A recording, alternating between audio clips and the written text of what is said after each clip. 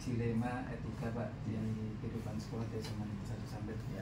Selama ini kan mungkin sering ada kejadian-kejadian masalah-masalah khusus berkaitan sama masalah yang dialami oleh siswa, di mana ketika mau memutuskan yang dialami oleh siswa sebuah kasus itu kita sering mengalami dilema etika Pak. Di sisi lain kita akan merasa kasihan terhadap siswa itu, tapi di sisi lain juga kita harus menegakkan peraturan.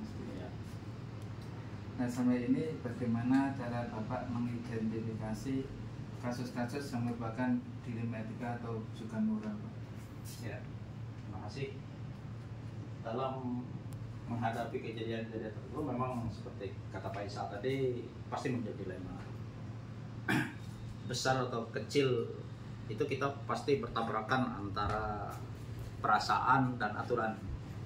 Biasanya saya mengkategorikan dulu kasusnya itu apakah perlu mendesak atau tidak. Kalau misalnya kasus tersebut atau kejadian tersebut atau pelanggaran tata tertib tersebut sifatnya tidak terlalu berat, itu biasanya tidak terlalu sulit, walaupun tetap saja menimbulkan dilema. Contohnya ini, ada kasus yang sebenarnya kecil tapi ketika kita ngikuti aturan kan lama-lama numpuk dia. Contohnya siswa terlambat, itu poinnya kan 3. Ada anak-anak dalam setahun itu dia sering sekali datang terlambat sehingga akhirnya terkumpul poin, walaupun mungkin tidak semata-mata dari situ, mungkin atribut tidak lengkap, baju tidak dimasukkan, itu pelanggaran kecil kan. Tumpuk jadi 200, aturan 200 itu harus dikembalikan ke orang tua. Tapi di sini kalau mengikuti aturan artinya nggak ada gunanya pimpinan, nggak ada gunanya posisi kita selaku pemimpin. Di sini kita ngambil sikap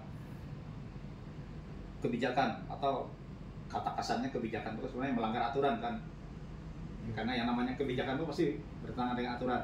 Tapi kebijakan itu kita ambil ketika kita melihat bahwa sebenarnya lebih besar manfaatnya ketika kita melanggar itu daripada tidak. Artinya kita mengambil keputusan tadi.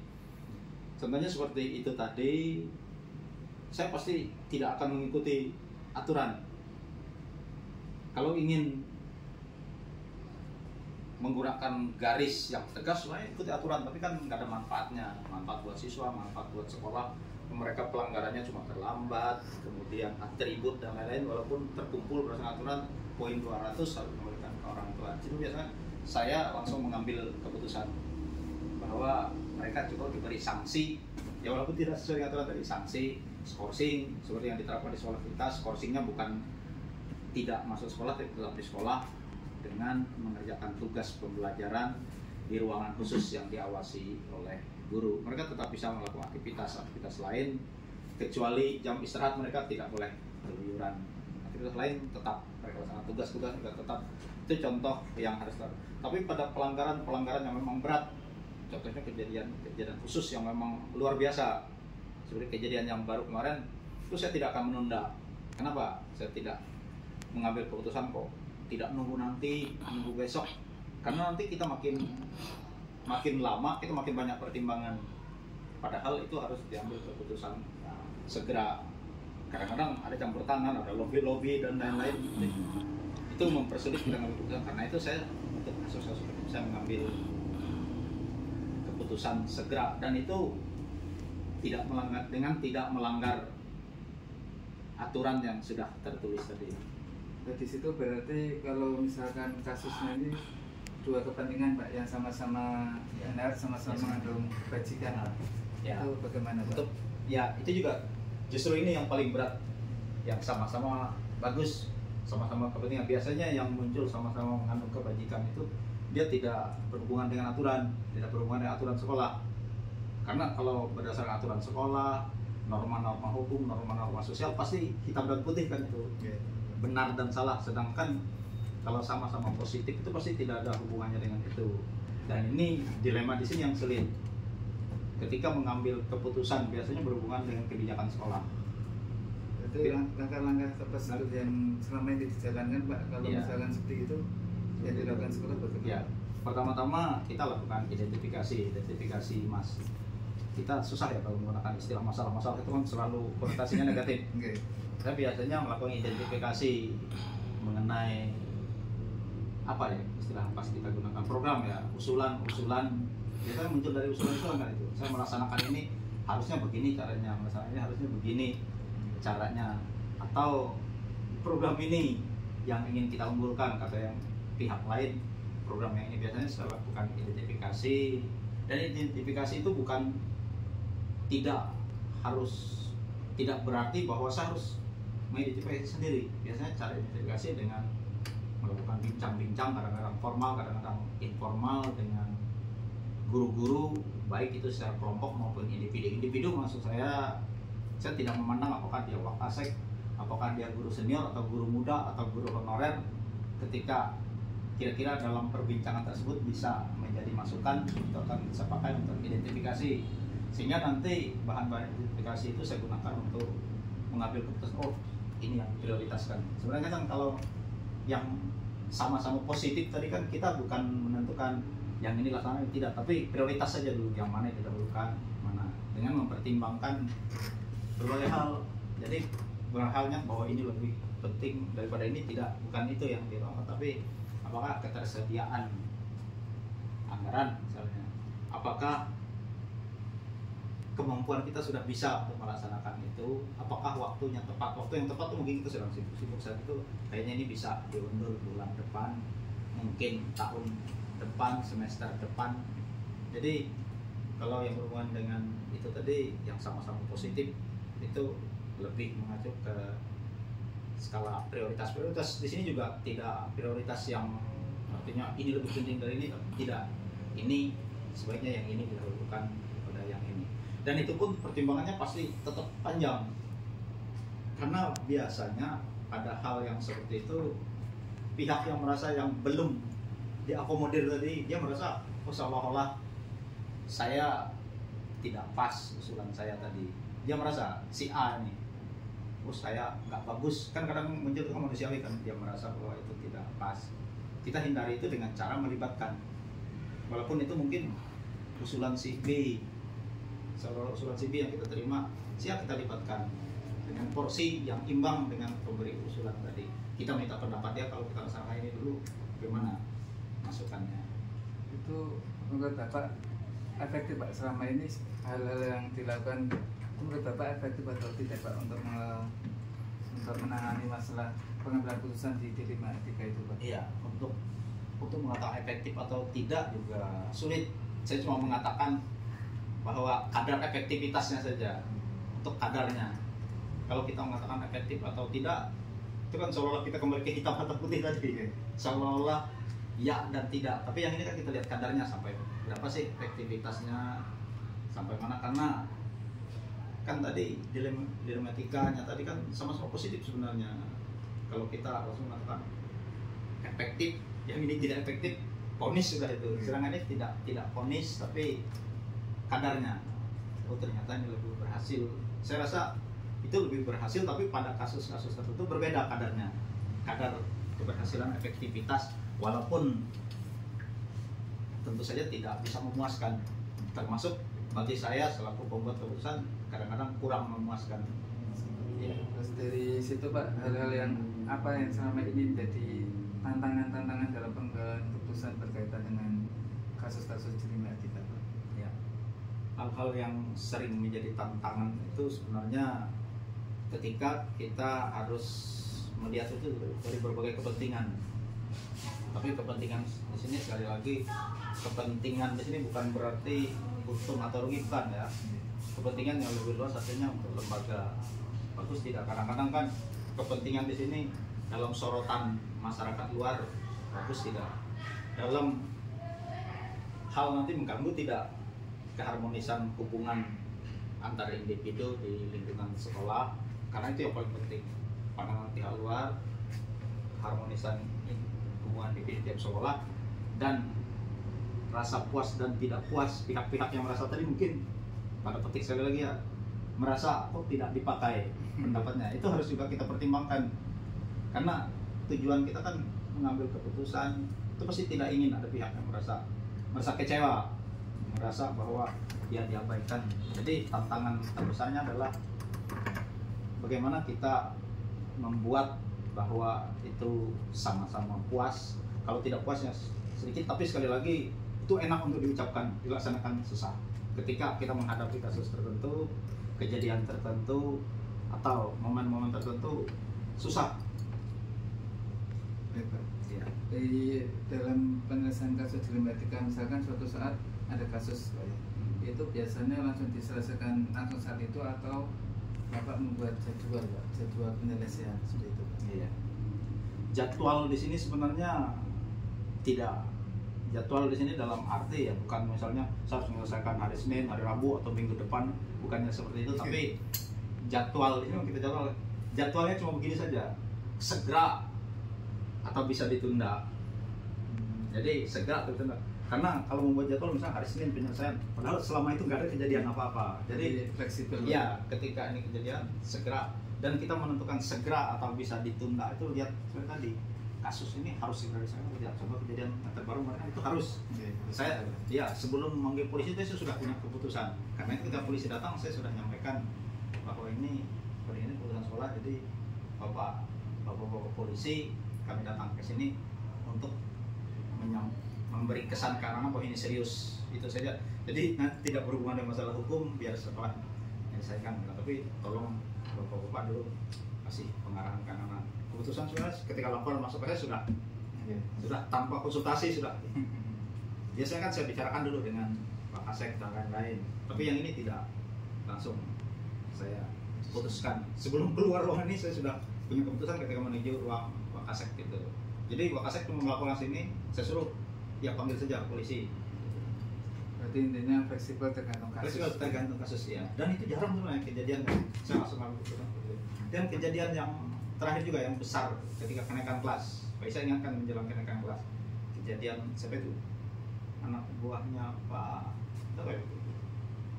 Yang kena keluarganya Pak Basian.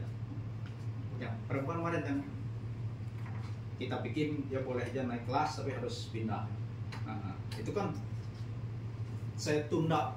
Sebenarnya keputusan saya sudah pegang Pak, dan itu tidak bisa diganggu gugat walaupun pengacaranya 2 orang datang ke sini. Sama waktu itu sebenarnya wali kelas, 2 orang wakasek yang perempuan semua tidak sependapat dengan saya. 2 orang wakasek yang laki-laki aja sependapat dengan saya bahwa 2 orang wakasek yang perempuan sama wali kelasnya itu mendesak harus diberhentikan saat itu juga. Tapi saya sampaikan gini alasannya. Waktu itu kan tidak sampai 1 bulan menjelang ulangan kenaikan kelas lagi, bukan ulangan semester. Kalau saya berhentikan saat itu, dalam arti mencari sekolah lain, pasti nggak ada sekolah yang terima. Kasihan juga. Ya, daripada nanti orang datang ke sini menawar, Pak, sebentar aja Pak sampai semester. Padahal saya sudah bikin keputusan bahwa dia harus nyari kan. Mending saya berlawan dengan guru-guru pada saat itu, sehingga saya izinkan skorsing di sini. Sehingga pengacaranya pun sempat senang waktu itu, senang dalam arti ya lalai dikit lah, ya pikir skorsing sudah selesai, tidak ada proyek. Jadi ketika saya sampaikan keputusan rapat, masih menuntut mereka, lupa mereka sudah skorsing itu bisa menulur waktu. Saya bilang biar guru-guru tidak ribut ketika anak ini masih di sini menunggu ulangan, jadi ada skorsing. Tapi saya sudah keputusan itu tuh pengacaranya sempat bilang gini, sebenarnya kami Pak bisa meneruskan ini dengan melaporkan kejadian ini ke Komisi Perlindungan Anak, tapi nanti kasihan sekolah, katanya kepala sekolah, wakasek kesiswaan dan BP akan dipanggil. Nggak apa-apa, saya bilang. Kalau dipanggil sana saya bongkar semuanya, dia nggak bisa sekolah kemana-mana. Saya bilang waktu itu. Di situ ada rasa kasihan juga Pak. Iya. Walaupun di situ keputusan sudah ada Pak. Memang saya sudah putus, cuma pertimbangan saya yaitu tadi melihat kondisi pada itu menjelang ulangan. Biar saja dia dulu ke ulangan, tapi keputusan terakhir bahwa dia harus dari sekolah lain itu tidak bisa diganggu gugat lagi. Baik, Pak. Dan faktor-faktor apa Pak selama ini yang bisa mempermudah membantu Bapak dalam menyelesaikan kasus-kasus jelimet kita Pak? Ya, yang paling saya rasakan bahwa saya tidak ingin membuat keputusan sendiri, tapi bukan berarti bahwa nanti ketika keputusan itu final saya melemparkan itu bukan keputusan saya, itu keputusan guru-guru, enggak, bukan itu. Saya tidak pernah misalnya saya membuat keputusan seperti ini. Ini kemarin saya sampaikan orang tua, ini bukan keputusan kami tapi keputusan saya bilang. Tidak ada guru-guru menekan hal begini, bapak polisi juga tidak. Dan juga bukan buku ini yang membuat, walaupun di buku ini jelas-jelas di buku aturan ini jelas-jelas bahwa tapi saya karena yang kami urus ini siswa banyak, jadi saya selalu mengupayakan bahwa itu dibicarakan dulu, dibicarakan terutama ketika kasus-kasusnya memang bisa kita undur gitu, seperti yang kemarin bisa diundur, yang kenaikan menjelang kenaikan kelas lah. Di sini saya ajak bicara dulu, walaupun sebenarnya saya ingin mendengar pendapat aja, bukan ingin mengambil keputusan nanti berlindung ke mereka. Itu bukan keputusan saya, itu hasil rapat enggak. Untuk keputusan sanksi seperti itu saya tidak berlindung menyelamatkan diri dengan menggunakan keputusan rapat. Jadi hal-hal yang sangat membantu saya rasa yang mempermudah adalah dengan membicarakan itu. Jadi ya kadang-kadang yang saya bicarakan dengan guru-guru, ngobrol misalnya, mungkin ada guru-guru menghadapnya nggak ada niat apa-apa, sebenarnya mungkin minta tanda tangan, saya minta pendapat, walaupun itu guru honor, saya nggak peduli senioritas. Wakasek tidak harus wakasek, tidak harus wakasek ke siswa yang mengurus itu. Saya sudah jelaskan poin dia ke buku aturan, tidak harus BP, karena BP juga jelas ke situ dia ke aturan. Tapi saya justru ngajak guru yang malah hampir tidak tahu sama sekali mengenai jalan usaha ceritakan, dan kadang-kadang banyak pendapat guru itu yang membantu mengurangi rasa dilema tadi. Ya, komunikasi Pak intinya. Iya, komunikasi. Ya, baik Pak. Kemudian selama ini Pak, dari semua yang telah Bapak sampaikan tadi tentang dilema etika, pembelajaran apa yang kira-kira Bapak dapatkan dari pengalaman Bapak ketika mengambil sebuah keputusan dilema etika itu Pak? Ya, selama perjalanan yang panjang ya, sejak jadi guru dan lain-lain, kalau sekarang kan saya anggap saja sentral ya, kunci yang harus mengambil keputusan itu. Walaupun keputusan saya bisa berlawanan dengan aturan, berlawanan dengan pendapat guru, mau nggak mau harus diikuti kan. Jadi saya merasa bahwa mengambil keputusan itu jangan buru-buru. Jangan buru-buru tuh bukan berarti menunda. Jangan buru-buru artinya kita lihat, tapi melihat itu juga jangan nunggu besok kalau memang bisa harus selesai hari ini, harus selesai hari ini.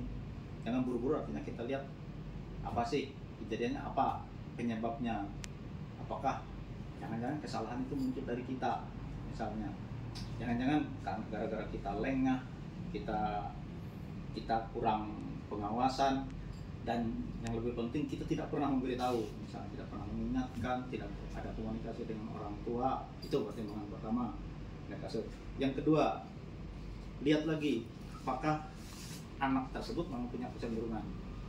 Ini kalau masalah anak ya, masalah pelanggaran yang dilakukan siswa, apakah mereka mau punya kecenderungan melakukan hal-hal yang bertentangan dengan aturan, walaupun mungkin jenisnya beda dengan kejadian itu harus kita amati juga. Jadi jangan mengambil tergesa-gesa, kemudian libatkan semua pihak ya, bukan keseluruhan, siapalah yang kita dengar omongannya.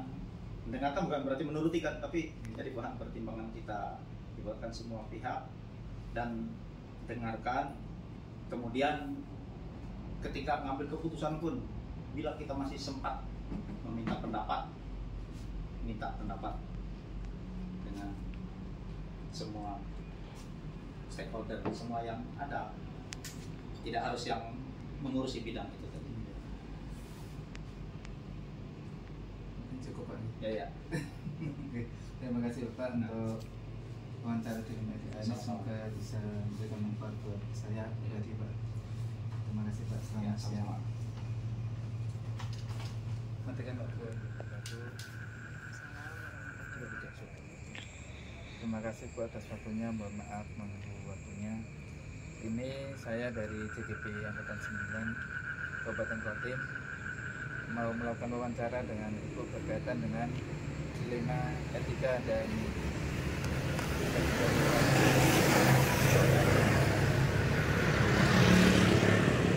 berkaitan dengan kasus-kasus yang selama ini terjadi di sekolah. Bisa dilihat. Yang pertama,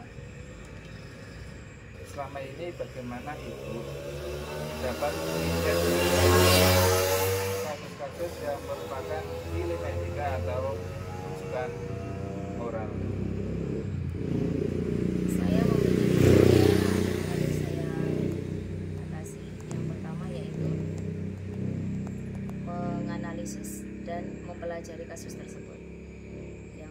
kedua adalah menindaklanjuti. Selanjutnya menindaklanjuti. Salah pilih mati dulu. Assalamualaikum warahmatullahi wabarakatuh. Waalaikumsalam warahmatullahi wabarakatuh. Ya, mohon maaf itu mengganggu waktunya. Kita dari TPP Angkatan 9, saya dari SMA Negeri 1 Sambit, ingin melakukan wawancara kepada Ibu tentang dilema etika dan rujukan moral yang sama ini mungkin terjadi kasus-kasus semacam itu di sekolah Ibu seperti itu. Bisa Bu? Terima kasih Bu. Selama ini bagaimana Ibu dapat mengidentifikasi kasus-kasus yang merupakan dilema etika atau rujukan moral di sekolah Ibu? Oke. Yang pertama saya akan menganalisa dan mempelajari kasus tersebut. Yang kedua, lalu saya akan menyimpulkan kasus tersebut. Setelah itu saya akan menindaklanjuti kasus tersebut. Jadi ada 3 nih, identifikasi dalam menentukan apakah itu dilema etika atau rujukan moral. Betul. Baik Bu. Dan selanjutnya bagaimana Ibu menjalankan pengambilan keputusan di sekolah Ibu, terutama untuk kasus-kasus di mana ada 2 kepentingan yang sama-sama itu benar dan sama-sama mengandung nilai kebajikan. Saya akan kembalikan kepada aturan di sekolah terlebih dahulu. Kemudian saya akan mengomunikasikan kepada pihak yang terkait di dalam sekolah, kepala sekolah, guru-guru senior, atau teman sejawat. Jadi melibatkan seluruh stakeholder yang ada di sekolah Ibu. Betul. Luar biasa bagus ya kerjasamanya. Baik Bu. Kemudian langkah-langkah atau prosedur seperti apa yang biasa Ibu lakukan jika selama ini ada kasus-kasus yang mengandung dilema etika? Yang pertama saya akan menganalisa terlebih dahulu di lapangan. Kemudian saya akan menganalisa keputusan tersebut. Seperti itu.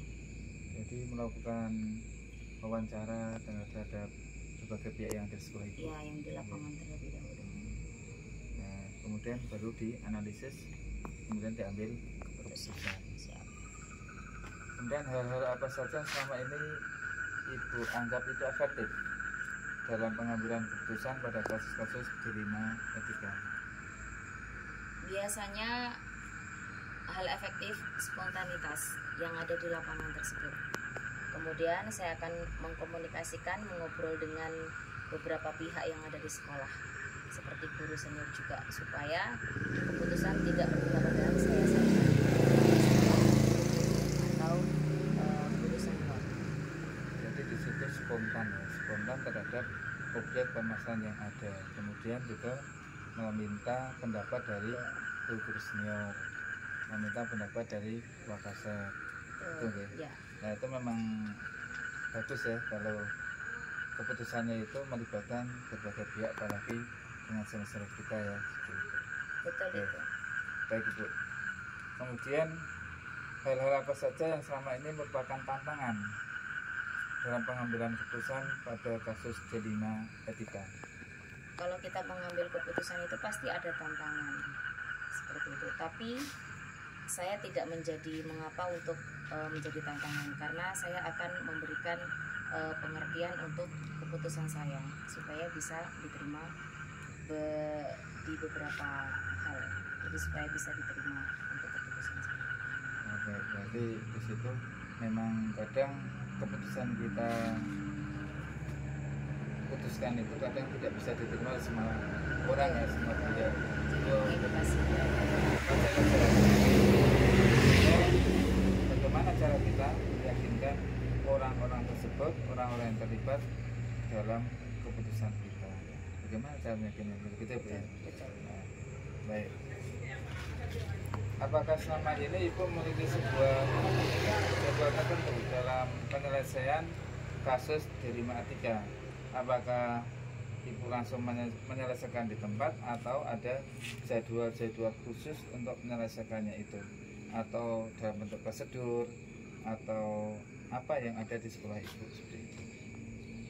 Namanya masalah itu kita tidak tahu kapan datang, tapi kalau dijadwal itu tidak, karena kita akan sebisa mungkin masalah itu akan cepat selesai, diselesaikan masalahnya supaya tidak berpanjang, tidak ada jadwal tertentu, sebisa mungkin akan diselesaikan secepatnya. Berarti kondisional di situ ya. Ya, Jadi kalau betul. itu kasusnya itu minta segera dan darurat ya harus diselesaikan saat itu juga. Betul, karena Karena- tidak mau berlarut-larut. Karena tidak mau berlarut-larut, dan tentunya Bapak Wakasek, guru guru pun ada di tempat juga kalau Betul. kita itu memerlukan pertimbangan dalam mereka. Oke, bagus ya, luar biasa. Kemudian Bu, di tempat Ibu itu adakah seseorang atau faktor-faktor yang selama ini mempermudah Ibu dalam pengambilan keputusan dalam kasus-kasus dilema etika? Ya, tentu saja karena kita di sekolah tidak berdiri sendiri. Saya bisa mengambil keputusan mengajak kepala sekolah, guru-guru senior atau teman sejawat supaya keputusan bisa dilaksanakan dengan baik dan keputusannya juga bisa diambil secara bersama. Jadi melibatkan seluruh sivitas akademik yang ada di sekolah Betul, Ibu. betul. Memang itu mempermudah ya, karena Ibu tidak mungkin memikir sendiri. Betul. Jadi dengan adanya dukungan dari berbagai pihak yang ada di sekolah itu tentunya akan memberikan pertimbangan keputusan terbaik dan tentunya akan meringankan dari keputusan Ibu. Ya, Baik, itu faktor-faktor yang bisa memudahkan. memudahkan untuk menyelesaikan masalah. Baik Bu, dari semua hal yang telah Ibu sampaikan, kira-kira pembelajaran apa yang dapat Ibu petik dari pengalaman Ibu dalam pengambilan keputusan tentang dilema etika di sekolah? Pengalaman itu adalah guru yang terbaik. Jadi ketika kita punya masalah, ambil pengalamannya supaya bisa menyelesaikan dengan sebaik mungkin dan secepatnya. Luar biasa, guru adalah pengalaman terbaik. Betul. Dari pengalaman itu kita bisa menjadikan fondasi ya, fondasi dalam Menyelesaikan pengambilan masalah selanjutnya. keputusan, dalam menyelesaikan masalah selanjutnya, dan tentunya fondasi itu akan kuat ketika kita sama-sama membuat secara bersama-sama dengan seluruh sivitas akademik di sekolah Ibu. Betul sekali. Ya, mungkin itu Bu ya, mungkin semoga nantinya apa yang telah Ibu sampaikan itu bisa saya terapkan di sekolah saya Bu, karena memang Ya, dengan pengalaman-pengalaman di sekolah-sekolah lain itu bisa diterapkan di sekolah ada di sekolah saya. Itu Bu. Oke ya. Bu, saya kira Semoga cukup. berhasil. Ya, amin. Saya kira cukup Bu untuk wawancara pada hari ini. Terima kasih atas bantuan Ibu. Sama-sama. Mohon